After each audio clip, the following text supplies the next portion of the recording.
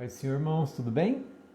Bem-vindos, bem-vindos a mais uma leitura bíblica aqui da Igreja Evangélica Sarça Ardente do Parque Presidente Dutra. Sejam todos muito bem-vindos para que a gente possa continuar e já quase terminar o livro de Provérbios. A gente vai fazer menção hoje dos capítulos 29 e capítulo 30. Eu espero que você possa acompanhar nessa noite essa leitura desses dois capítulos de Provérbios, onde vai restar apenas o capítulo 31 para a gente finalizar. Você que estiver acompanhando, essa transmissão aqui pelo Facebook, eu espero que você esteja bem, que seus familiares estejam bem também. Então pode me colocar na mensagem aí se está ouvindo bem, se está a imagem, está nítida a imagem. Não vou nem perguntar se está boa ou bonita a imagem, só se está nítida a imagem. Pode me responder aí, por favor, tá? Se estiver tudo ok, se estiver podendo me ouvir, só me dá um oi aí que tá ok e a gente dá continuidade, tá bom? Então, se tiver algum problema, me avisa, eu vou dando continuidade aqui, tá? Vamos orar primeiro para a gente dar início? Vamos orar. Senhor Deus, nessa noite nós agradecemos por essa oportunidade de estarmos aqui para fazermos menção da palavra do Senhor, que o Senhor possa nos guiar e nos orientar naquilo que é a vontade do Senhor, Pai. Abençoa os meus irmãos que vão acompanhar conosco essa leitura, abençoa os seus familiares, cuida, guarda, livra de todo mal, Pai, em o nome de Jesus. É o que nós pedimos e já agradecemos ao Senhor nessa noite, Pai. Amém. Amém, amém. Muito bom. Obrigado pelo comentário aí do Lucas, da irmã Inês. Muito obrigado aí pelos comentários, por dizer que tá tudo ok, que tá sendo possível ouvir. Então, irmãos, nós vamos quase finalizar o livro de Provérbios hoje. Nós vamos ler o capítulo 29 e o capítulo 30. Na quarta-feira, se o Senhor permitir, o Lucas finaliza com o capítulo 31 de Provérbios, concluindo o livro de Provérbios na quarta-feira à noite. E hoje a gente vai ler o capítulo 29 e o capítulo 30, tá bom? Eu vou utilizar duas versões aqui, para uma Almeida Corrigida Fiel e a outra a Nova Versão Transformadora, para que a gente possa ter uma compreensão um pouco melhor acerca do livro de Provérbios. E lembrando, irmãos, que o Senhor Jesus ele é nosso ponto de partida para todos os textos da Bíblia. A gente lê a Bíblia através da revelação da palavra, que é Jesus, né? Só para a gente lembrar, o livro de Provérbios também da mesma maneira. O capítulo 29 de Provérbios diz assim: o homem que muitas vezes ele é repreendido, ele endurece a cerviz. E, de repente, ele vai ser destruído sem que haja remédio.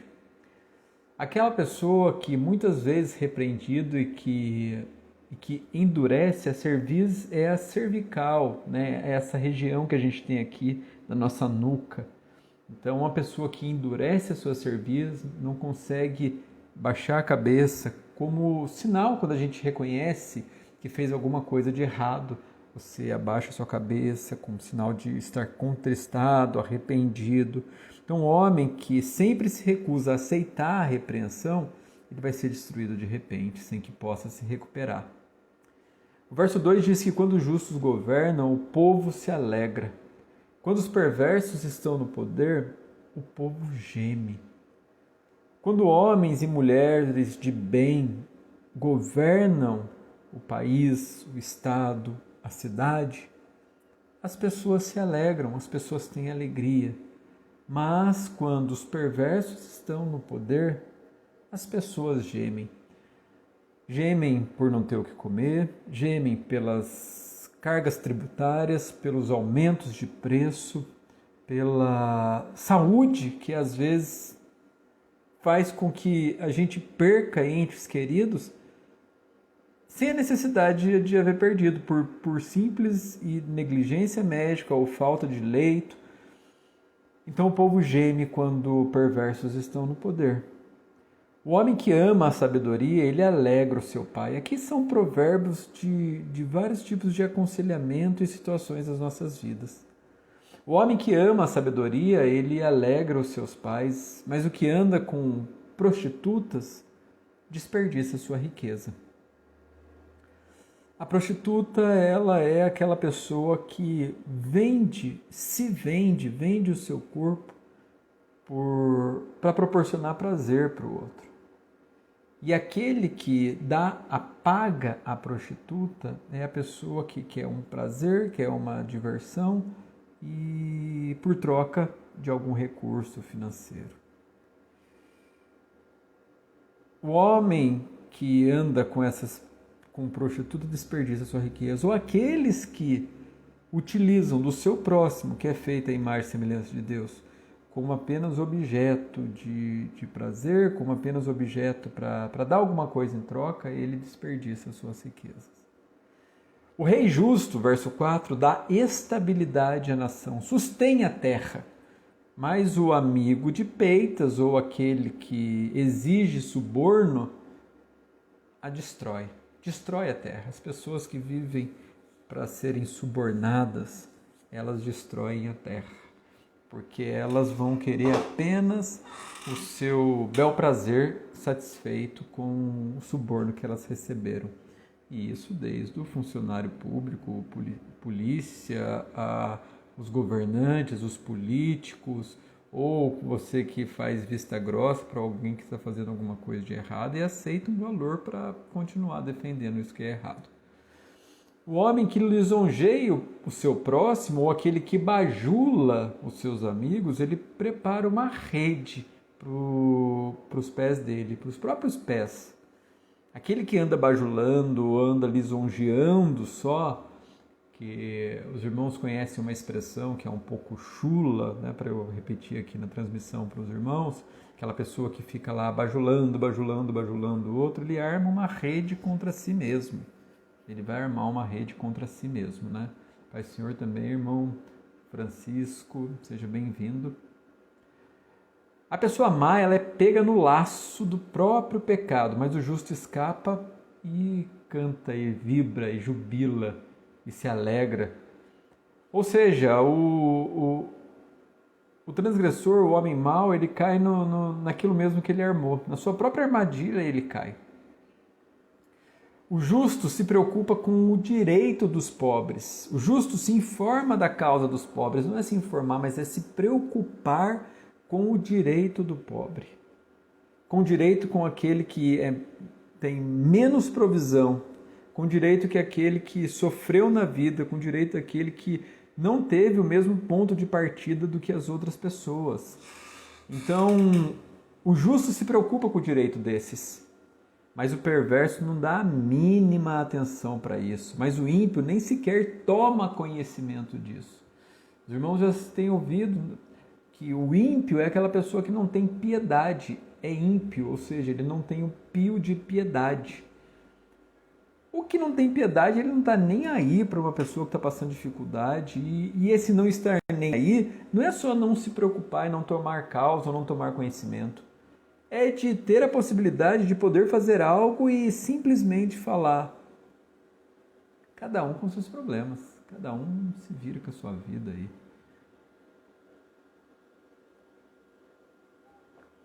O justo se preocupa com o direito do pobre. O 8. Os zombadores alvoroçam a cidade inteira, ou seja, os homens que vivem só por escarnecer, eles destroem uma cidade inteira, mas os sábios, eles acalmam a ira, eles acalmam quando surgem dificuldades, quando surgem os problemas, ele não é aquele que põe mais gasolina na fogueira para ver o circo pegar fogo, não, ele é o que acalma. Os sanguinários odeiam o íntegro, mas os justos procuram ajudá-lo. O sanguinário, ele não gosta de uma pessoa que é íntegra, ou seja, uma pessoa que é inteira. Inteira no que ela faz, inteira no que ela vive, inteira. O tolo mostra toda a sua ira, né? O tolo revela todo o seu pensamento. Mas o sábio controla em silêncio. Se um governante der atenção aos mentirosos, todos os seus conselheiros serão perversos. O governante que dá atenção às palavras mentirosas, o governante que recebe conselho de pessoas que só sabem mentir e a única prática que tem é de promessas vazias, promessas tolas. As pessoas que o cercam também serão só pessoas ímpias.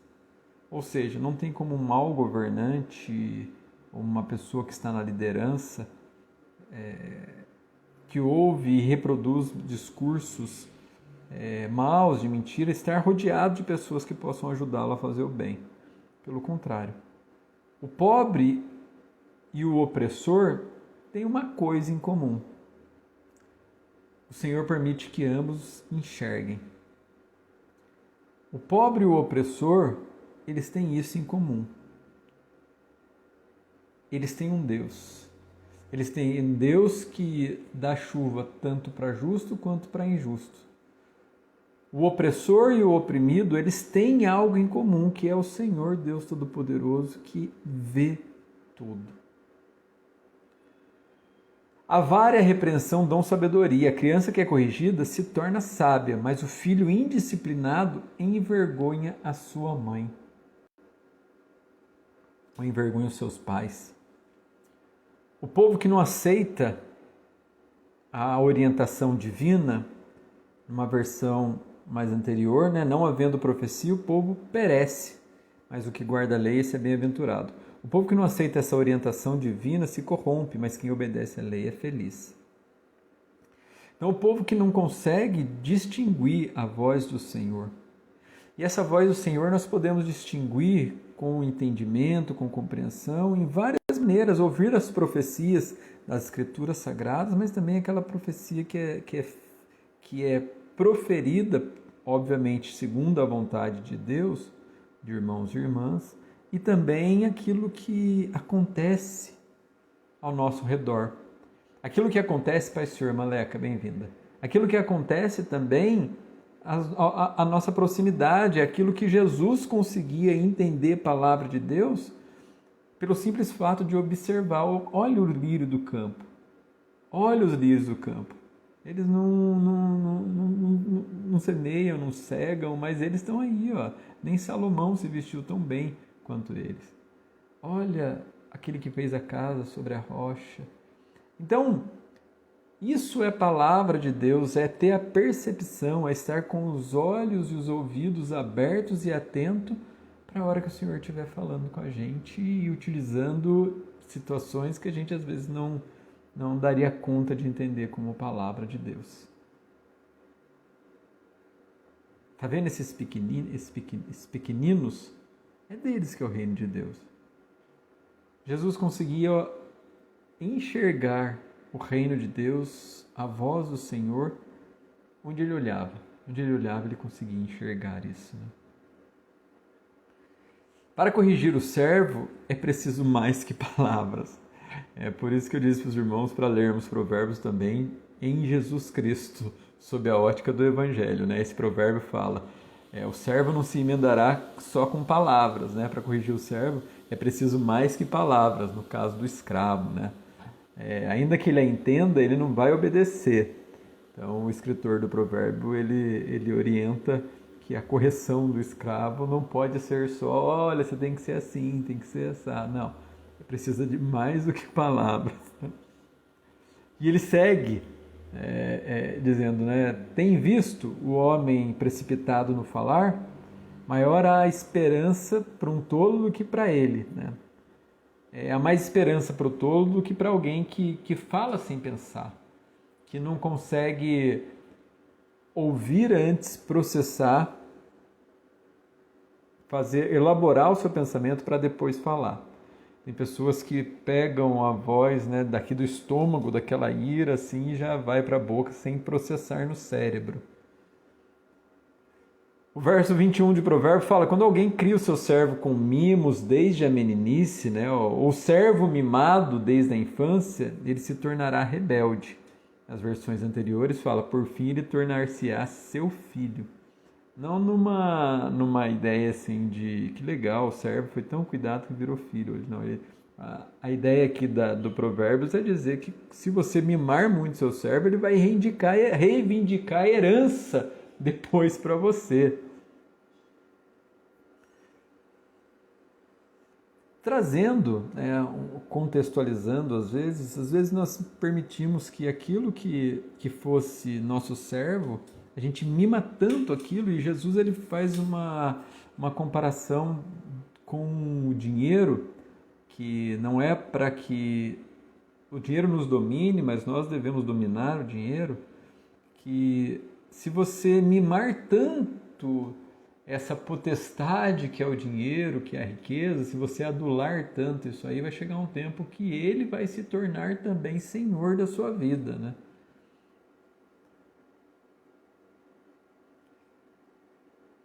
Verso 22, a pessoa irada provoca conflitos.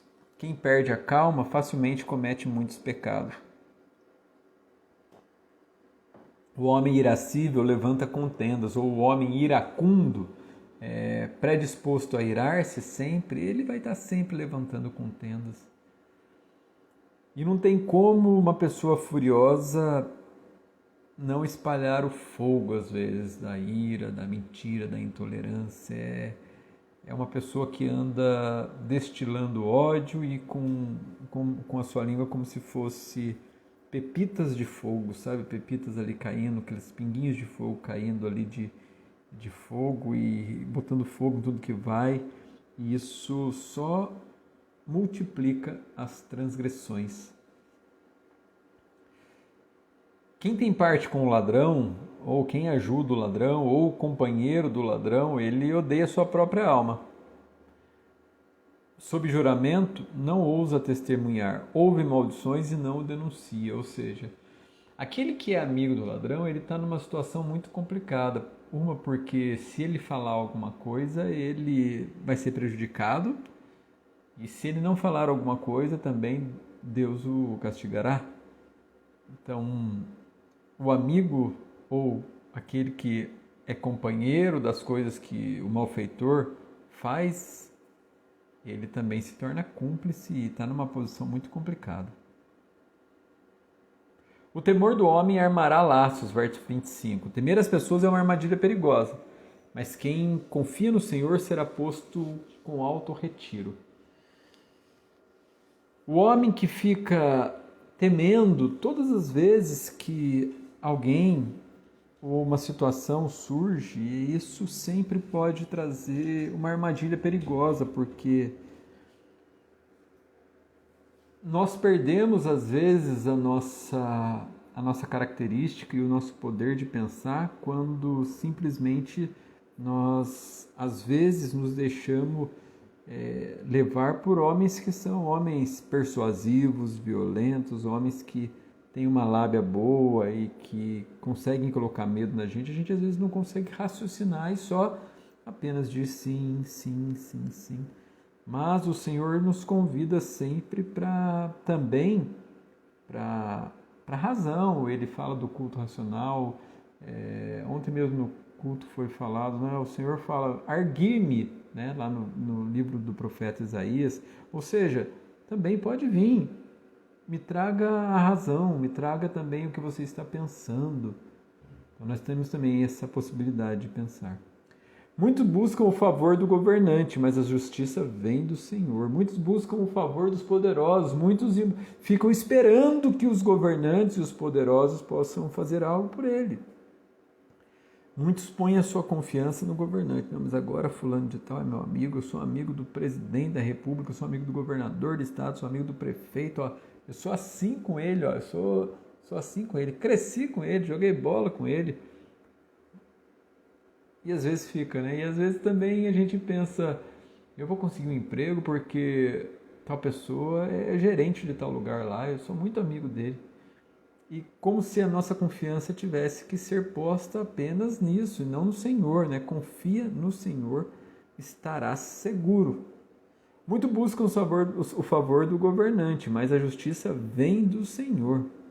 O justo despreza o injusto, o perverso despreza o íntegro. Abominação é para os justos o homem iníquo, o homem que comete iniquidade.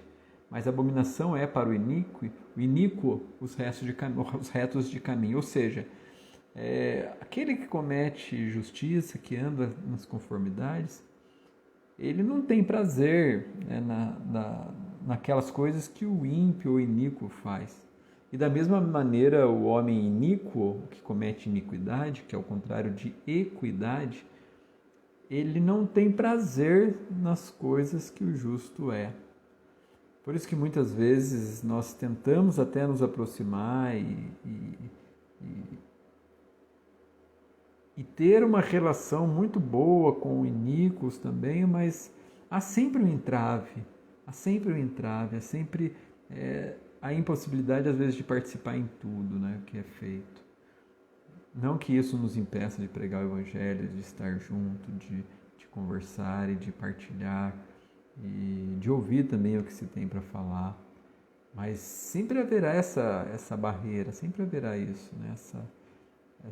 Essa diferenciação entre as pessoas, não como forma de acepção, mas como essa forma de não dá para falar tudo que é falado, não dá para viver tudo que é vivido, não dá para andar em todos os caminhos que são andados, porque são direções às vezes que são muitas vezes opostas. Capítulo 30 do Provérbios, agora são as palavras, né, os ditados, algumas versões trazem de Agur, filho de Jaque. As versões mais antigas diz palavras de Agur, filho de Jaque, o Massaíta, que proferiu este homem a Itiel e a Ucal. Nas versões mais recentes, algumas versões suprimem essa parte. Estou cansado, ó Deus, estou cansado e exausto, ó Deus. Sou o mais tolo dos homens, não tenho discernimento. Não aprendi a sabedoria humana, nem tenho conhecimento do santo. Quem é capaz de subir aos céus e descer? Quem segura o vento nas mãos? Quem que envolve os oceanos em sua capa? Quem criou o mundo inteiro? Qual é o seu nome? Qual é o nome do seu filho? Diga-me se é que sabe. Essa é a indagação dos primeiros versos de Provérbio, como que remete a gente àquelas indagações de Jó, aquelas indagações e perguntas de Jó, e a hora que o Senhor começa a responder, fala: onde você estava, Jó? Onde você estava? O que você conhece? O que você conhece da cabra que mora nos montes? Como que ela consegue se alimentar? Como ela consegue criar os seus filhotes naquela condição? Onde você estava, Jó? Toda palavra de Deus se prova verdadeira, ele é escudo para quem busca a sua proteção. Verso 5, toda palavra de Deus é pura, escudo é para os que confiam nele. É até uma canção de um grupo chamado Voz da Verdade. Escudo é, eu não me lembro mais ou menos a harmonia, o ritmo dessa canção. Não há ferrolhos nem portas que se fechem diante da sua voz, pois sua palavra é pura, escudo. Eu não me lembro que nele crê, mas é uma canção muito bonita dessa Voz da Verdade, né? Esse grupo acho que esqueci o nome do pastor ou bispo, que é o vocalista. Não acrescente nada às palavras dele. Se o fizer, ele o repreenderá e mostrará que você é mentiroso. Ó Deus, eu te peço 2 favores. 2 coisas te pedi. Não me negues antes que eu morra. Primeiro, ajuda-me a ficar longe da vaidade, da palavra mentirosa, né? Ou da falsidade da mentira. Segundo, não me dê nem pobreza, nem riqueza. É muito bonito esse provérbio aqui, ele traz realmente o entendimento de uma pessoa sobre aquilo que ela necessita e o que ela pede para o Senhor. Ela, conhecendo a sua estrutura, ela pede: Senhor, não deixa eu ficar rico demais para que eu não venha me esquecer do Senhor. Tampouco, Senhor, também me deixe ficar pobre para que eu não roube, para que eu não venha roubar e desonrar o nome do Senhor. Na verdade, são pessoas comuns que têm vidas comuns e parecidas com a nossa. É óbvio que o ideal, ou aquilo que a gente deveria idealizar, ou deveria almejar, independente da minha riqueza, vou ser fiel, Senhor. Senhor, pode me deixar rico, Senhor. Me deixa transbordar me deixa ser a pessoa mais rica do mundo, eu vou continuar sendo fiel, na verdade eu vou poder ajudar muito mais pessoas, eu vou ajudar lá na igreja, lá o pastor Benedito, ele está querendo construir, tem a obra lá do São Sebastião, me ajuda a ficar rico, eu vou ajudar um monte de gente. Ou o contrário também, Senhor, não importa, o Senhor é Deus da minha vida, se eu não perder todas as minhas coisas, eu vou louvar o Senhor, e não vou ser igual o Jó, não. O Jó foi lá e começou a ser muito bobão lá, falar um monte de bobeira lá. Pode confiar, Senhor, independente do que aconteça, eu vou ser uma pessoa fiel. E o escritor de Provérbios, ele parece uma pessoa mais parecida com a gente, né? Onde ele expõe aquilo que ele sente de verdade no coração dele. Senhor, não deixa eu ficar rico demais. Não deixa, né, eu ficar rico demais, porque se eu ficar rico demais, pode ser que eu te negue e diga, quem que é o Senhor? Eu mude o meu discurso, né, que às vezes a gente tem o discurso, nunca foi sorte, sempre foi Deus. Daqui a pouco a gente muda o discurso e fala, nunca foi Deus, sempre foi meu esforço, né, tudo que eu conquistei foi porque eu sou muito inteligente, estudei muito, né. Graças a Deus eu tive muita experiência, muita coisa, mas graças a Deus é só virou uma força de expressão. Então, o escritor de Provérbios fala, Senhor, não deixa eu ficar rico demais para que eu não venha falar isso. Quem que é o Senhor? Ou se eu for pobre demais, pode ser que eu roube e com isso desonre o nome de Deus. Então, esse escritor de Provérbios, ele leva uma similaridade com a gente, né? Uma mais transparente na sua oração.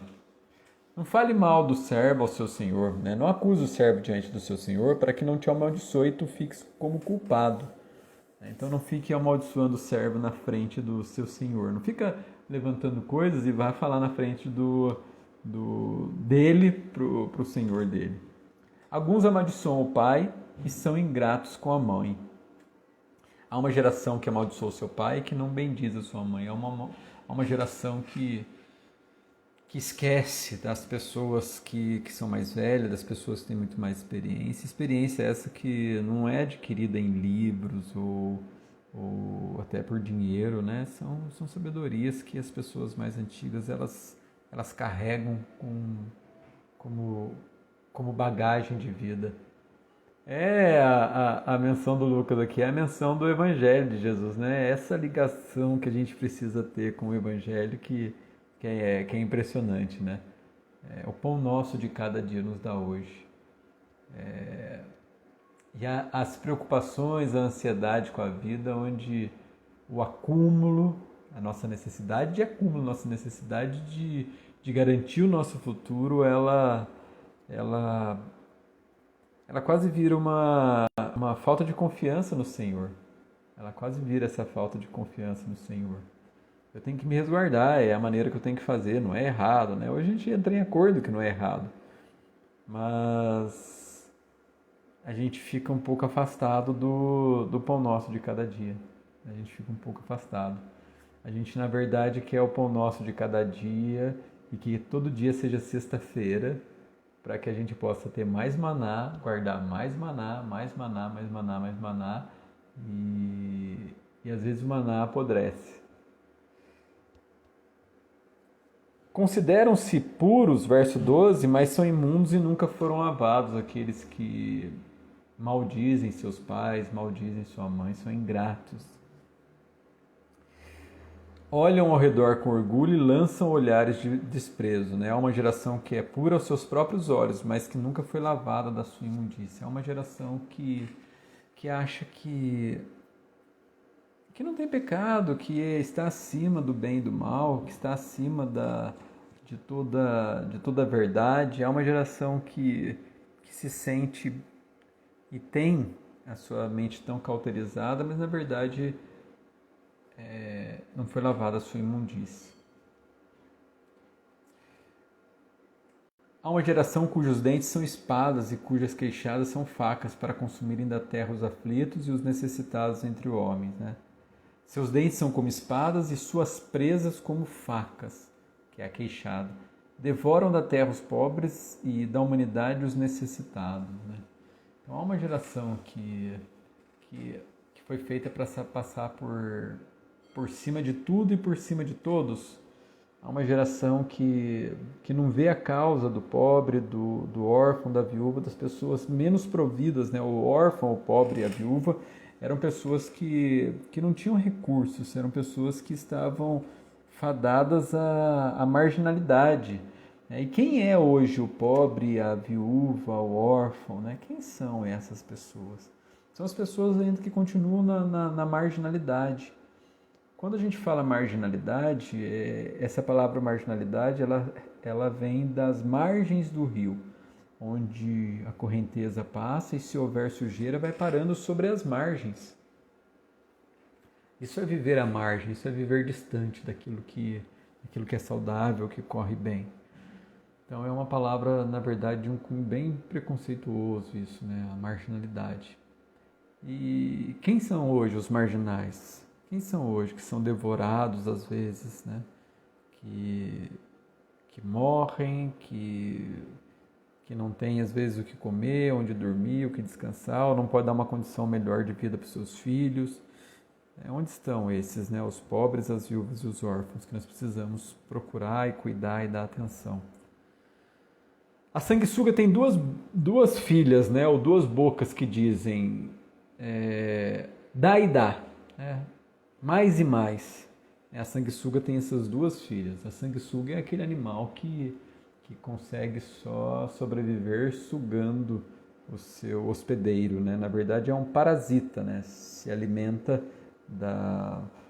do seu hospedeiro, ou seja, ele está ali para diminuir a vida daquele que está hospedando ele. Há 3 coisas que nunca se satisfazem, ou melhor, 4 que nunca dizem basta ou é o suficiente. Quais são essas coisas? A sepultura, a mulher que não pode ter filhos, né, o ventre estéril, o deserto sedento e o fogo abrasador. Essas coisas nunca dizem basta, estou satisfeito. E o olho de quem zomba do pai ou despreza a obediência da mãe, corvos do ribeiro o arrancarão e os filhotes da águia os comerão.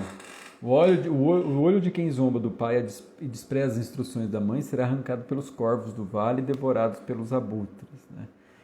Esses eram castigos antigos, né? Se deixar a pessoa castigada com os olhos abertos para que os animais pudessem vir e arrancá-los, né? Com seus bicos, né? Águias, corvos, eles podem fazer isso. Então os olhos das pessoas que desprezam os seus pais, para o escritor de provérbio, é desprezar o pai, ser ingrato, desobedecer às mães, né? Para eles é como se uma pessoa fosse amaldiçoada realmente. Há 3 coisas que me deixam maravilhado, né? Ou melhor, 4 coisas que eu não entendo, eu não conheço.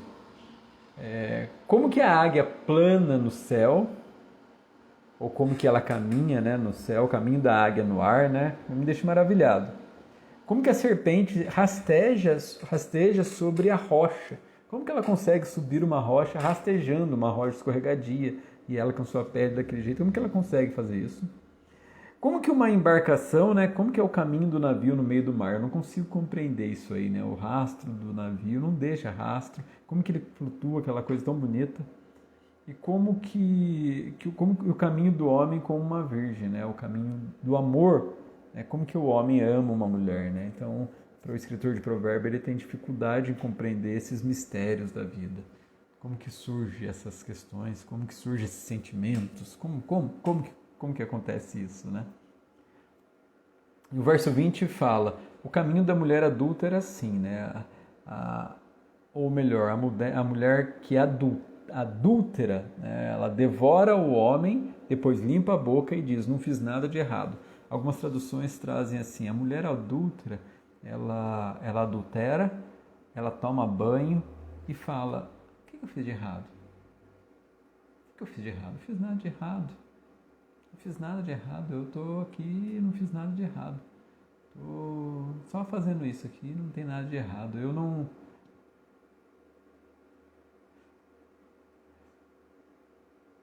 Aqui o Lucas colocou: poderíamos dizer que hoje se arrancar dos olhos seria andar sem direção por não aceitar os conselhos dos pais? Eu acho que no fim de tudo, eu acho que o andar sem direção, ele encaminha realmente para uma vida de maldição, que é de perder os olhos mesmo, né? De sofrer na carne, de sofrer o dano. Eu acho que é bem isso mesmo que você colocou, de quando eu não escuto os meus pais, me falta direção, me falta caminho, me falta compreensão. E eu posso entender os pais como os pais terrenos, né, os nossos pais terrenos, né, o pai e minha mãe. Eu posso entender como o Senhor, não escutar o Senhor. Eu posso entender como não escutar também aquelas pessoas que o Senhor põe para me aconselhar. Há outras passagens da Escritura que o próprio escritor mesmo de Provérbios fala que às vezes a gente não escutar o conselho, não escutar uma voz amiga, não escutar o sábio, a gente acaba se perdendo também. Então, entender também quando as pessoas vêm nos falar, vêm nos orientar, vêm cuidar da gente, vêm trazer esse cuidado, andar em direção.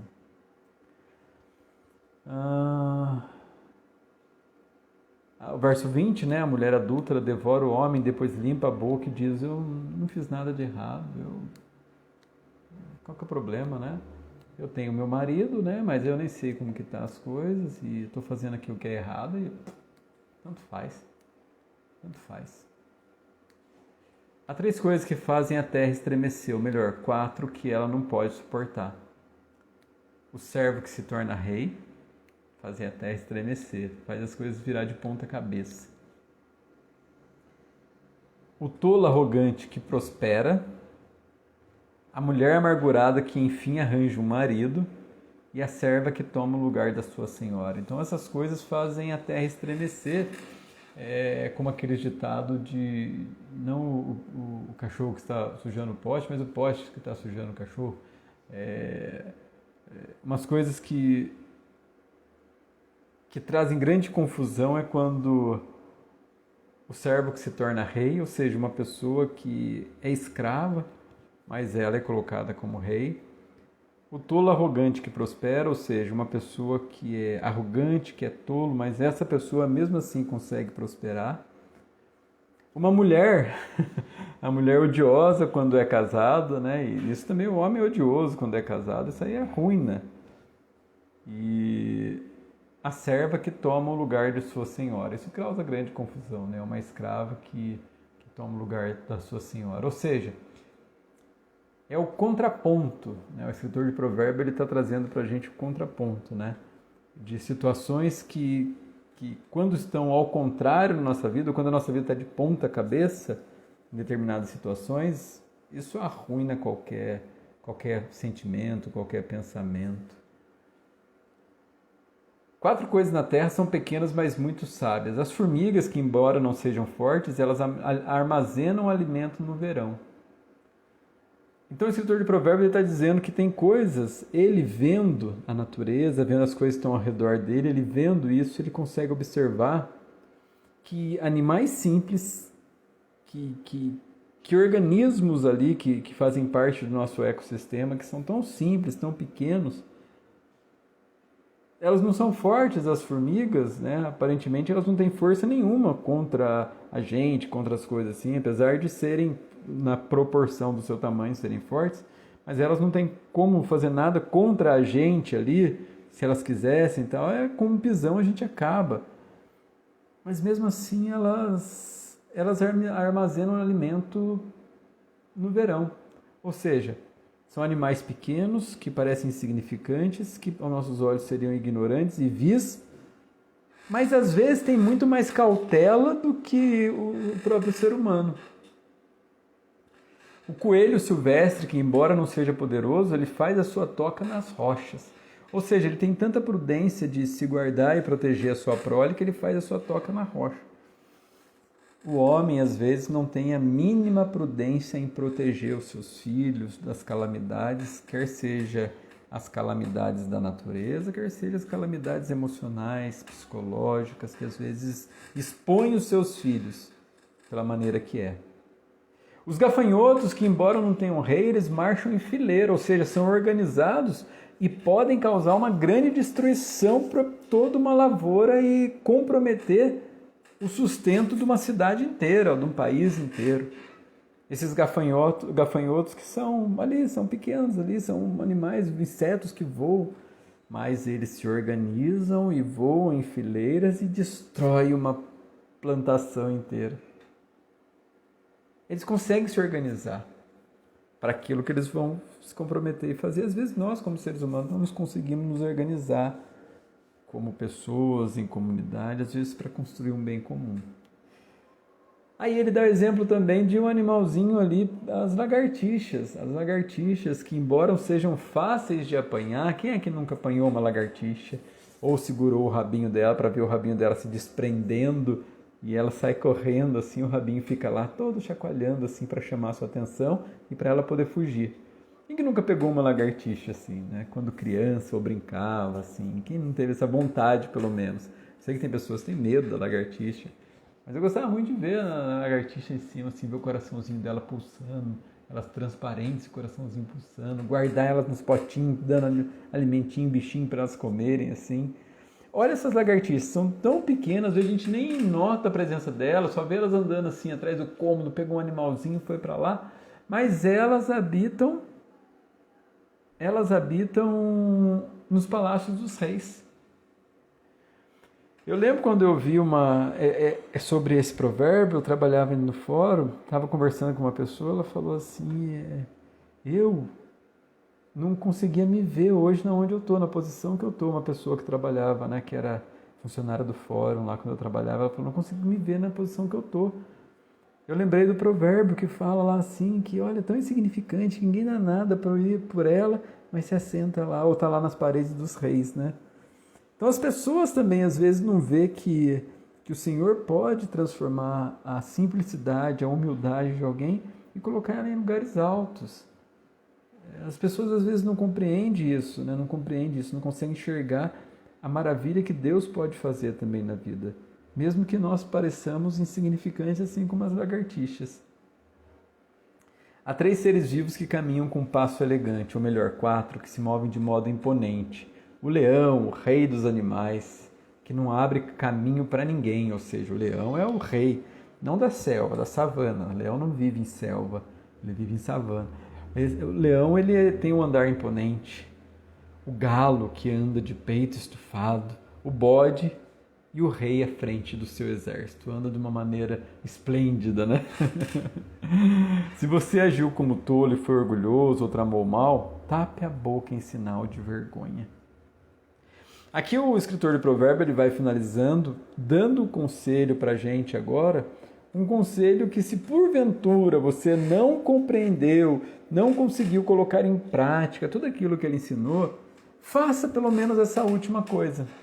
Faça pelo menos isso, olha, põe a mão na sua boca em sinal de vergonha.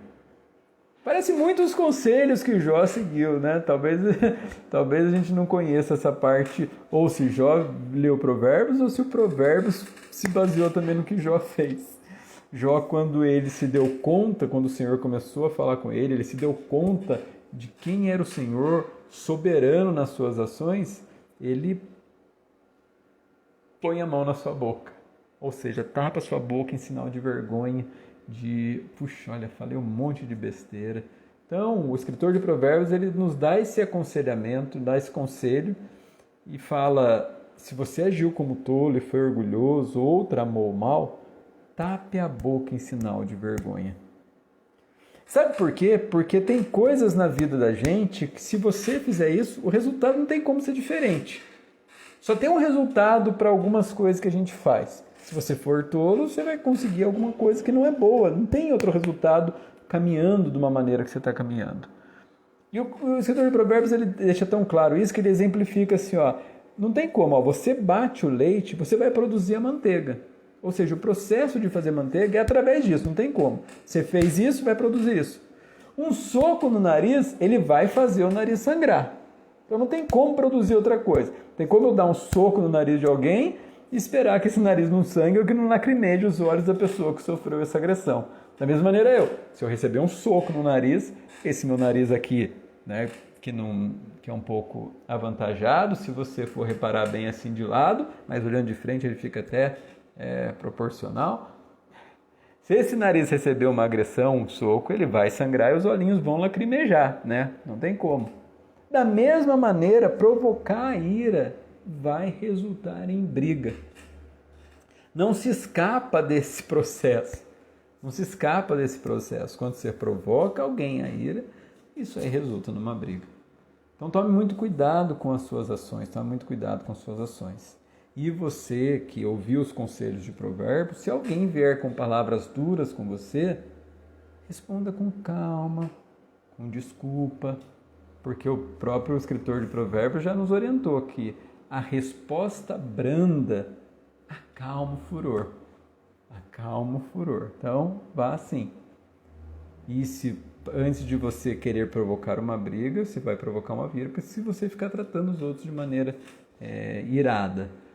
Então, uma pessoa, principalmente que não conhece o Senhor, ela vai responder com briga.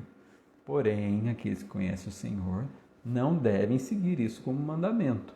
Se alguém provocar a sua ira, você não tem o direito de fazer briga, né? De resultar em brigas. Né? Não é um direito que a gente tem, isso aqui não é um mandamento para você cumprir. O seu direito é o que Jesus falou lá no Evangelho de São Mateus. Se alguém fizer alguma coisa para você, você tem que revidar. Revidar de forma amorosa. Bateu na sua face, oferece a outra, pediu alguma coisa para você, dá além daquilo que foi. Não leve isso como uma utopia ou um mundo de fantasia, porque foi o Senhor Jesus que falou. O ensinamento do Senhor Jesus, tá bom? E assim a gente finaliza o capítulo 30 de Provérbios. Nós lemos hoje o capítulo 29 e o capítulo 30. Na quarta-feira, se o Senhor permitir, nós vamos ler o capítulo 31 e provavelmente concluir o livro de Provérbios. O irmão Lucas vai fazer essa conclusão também. Na sexta-feira, na parte da manhã, nós iniciaremos o livro de Ruth, o livro que conta a história dessa moça, senhora chamada Ruth, que foi incluída também na genealogia de Jesus, né? Ou foi incluída no sentido de fez parte da genealogia de Jesus. Na quinta-feira também os irmãos podem acompanhar o culto online a partir das 20 horas aqui no Facebook também. E no domingo temos a escola dominical às 9 da manhã e em seguida às 18 horas o culto. A escola dominical, lembrando que vai ser pela internet, e o culto, ele tem a transmissão na internet, porém ele também, os irmãos podem ir no templo lá, tá bom? Eu agradeço os irmãos que mantiveram-se aqui e acompanharam, que os irmãos possam ter uma boa noite, bom descanso, uma ótima semana que se iniciou, né, de trabalho principalmente hoje. Que os irmãos possam ser abençoados, tá bom? Vamos orar? Senhor Deus, nós agradecemos por essa noite, pela sua rica misericórdia e pela possibilidade de estarmos aqui juntos, Pai. Isso é dom do Senhor, é presente do Senhor, e nós agradecemos. Abençoa os meus irmãos, dá uma noite de tranquilidade para cada um deles e uma semana abençoada, em nome de Jesus. Que o grande amor de Deus Pai, a graça salvadora e redentora do Senhor Jesus Cristo, a doce comunhão e a consolação do Espírito Santo seja com todos os irmãos, agora e para sempre. E, Senhor, também continua abençoando os familiares dos meus irmãos, aqueles que porventura estejam com alguma dificuldade familiar, quer seja de enfermidade ou de relacionamento, o Senhor possa continuar abençoando em nome de Jesus. Amém. Tchau, tchau para os irmãos. Boa noite. Até mais.